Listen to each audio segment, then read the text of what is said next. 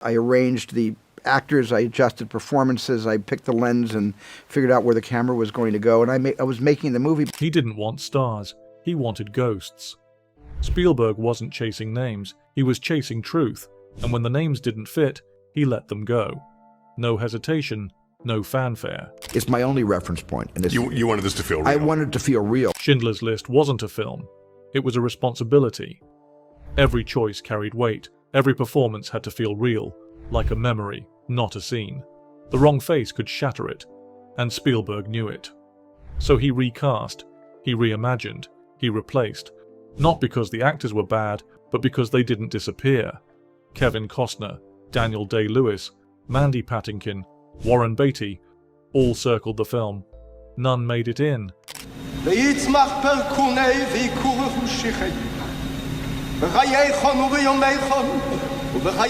Because for this film Spielberg didn't just need actors, he needed silence, shadow, gravity.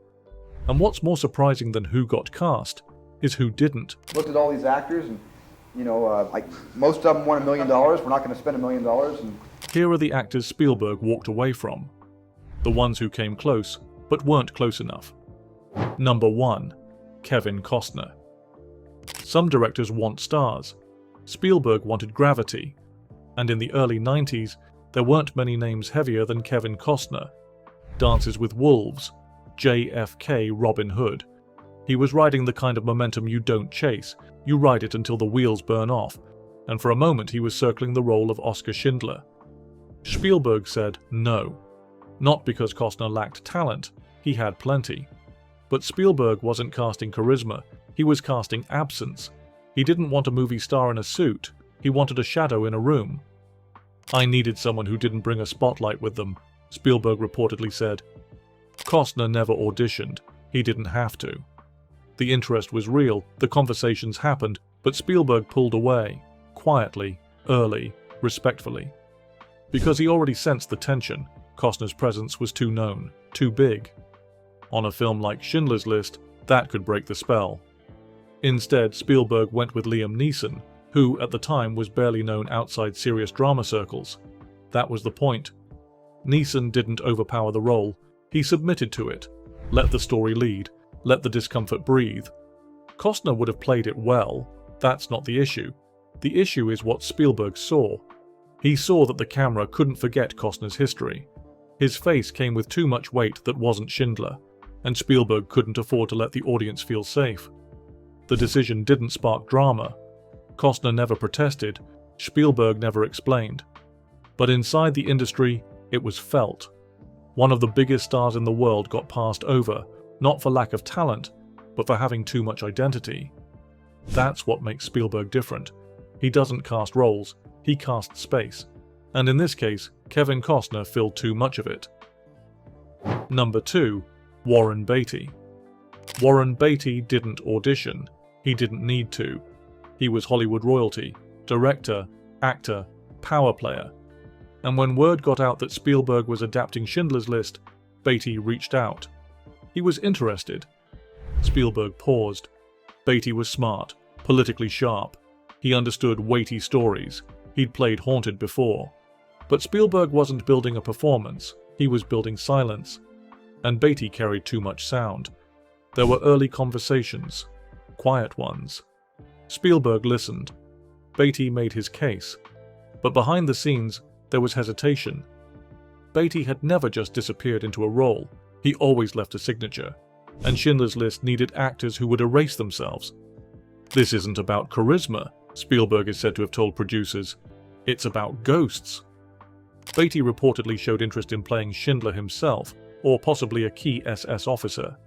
But Spielberg stepped back. He knew that even in shadow, Beatty would pull focus.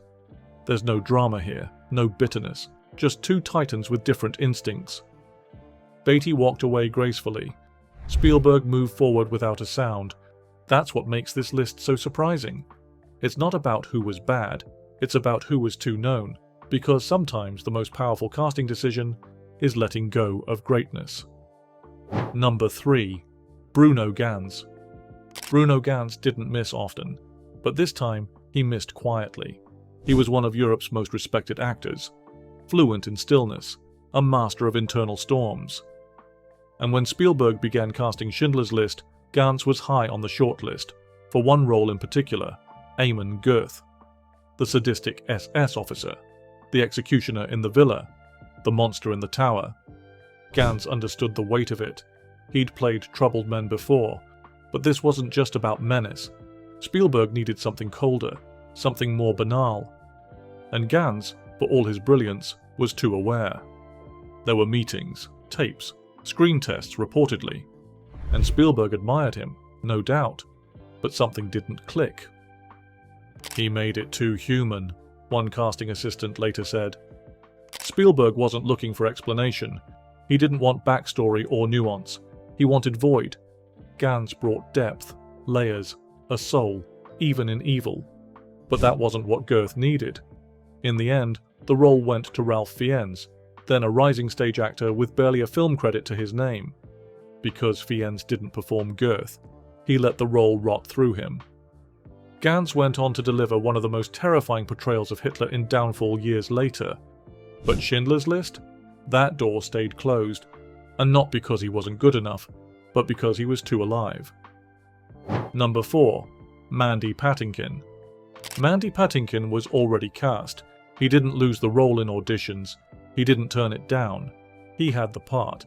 Itzhak Stern, the quiet accountant, Schindler's conscience. And then Spielberg changed his mind. Patinkin was a respected actor, trained, emotional, precise. He brought warmth and weight. But as rehearsals began, something didn't sit right. Spielberg watched footage, spent time listening, observing, and somewhere in that process, he felt something was off. He felt modern, one crew member recalled, like he belonged in a stage play, not a memory. Patinkin's energy, his timing, his rhythm, it pulled just slightly away from the tone Spielberg needed. It wasn't loud, it wasn't wrong, but it didn't vanish. And in Schindler's List, every actor had to vanish into the cracks. Spielberg made the call himself. Quietly. Personally. He thanked Patinkin, let him go, and brought in Ben Kingsley, a man who could almost disappear into ink. There was no blow-up, no press release, just a switch. But that casting change shaped the emotional core of the entire film, because Itzhak Stern wasn't just a supporting character, he was the film's moral rhythm. And Spielberg knew, if the rhythm's even a beat off, the whole story loses breath. Patinkin would have made it powerful, but Kingsley made it haunt. Number 5. Martin Sheen. Before Liam Neeson, before casting even began, Martin Sheen's name was already on the table. He wasn't chasing it, he didn't audition. But when Spielberg floated early ideas for Schindler's List, Sheen came up fast, respected, grounded, commanding, and maybe too much of all three. Sheen had history. Apocalypse Now, Badlands, Wall Street. His face carried legacy. But Spielberg was chasing uncertainty. He didn't want someone who felt like a hero. Sheen had that Kennedy posture, that priest-like clarity, and Spielberg worried that would tilt the film too early. You couldn't question his soul, one producer said, and that was the problem. Schindler wasn't supposed to feel good from the start. He was selfish, charming, untrustworthy, and Spielberg needed an actor who made the audience wonder, do I trust this guy? Martin Sheen couldn't fake ambiguity. He walked in with it settled. So Spielberg moved on.